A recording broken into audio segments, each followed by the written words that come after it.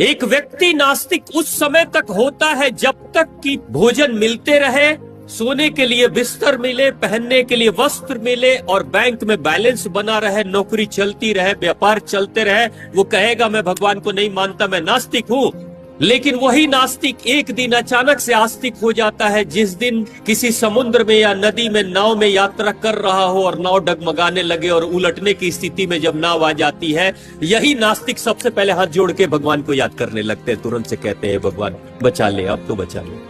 यानी कि जब तक खतरा नहीं है तब तक ये छाती पीट कर कहते हैं हम नास्तिक है, नास्तिक है। और जैसे ही जीवन में खतरा मंडराने लगता है, सीधे भगवान शिव शंभू के जाएंगे वहां पे और जाकर माथा टेकेंगे और कहेंगे प्रभु बचा लो। एक प्रोफेसर साहब को मैं बहुत करीब से मैं जानता हूँ, साइंस के प्रोफेसर थे वो, और जिंदगी भर उन्होंने कहा कि हम भगवान को नहीं मानते, हम नास्तिक है। अच्छी बात है।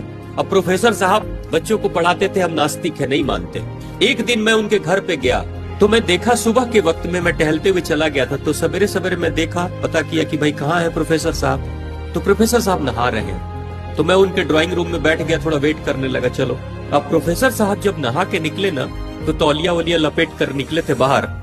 हाथ में छोटी सी लुटिया थी, उसमें जल था, और अपने बागीचे में जो किचन गार्डन में उन्होंने छोटा सा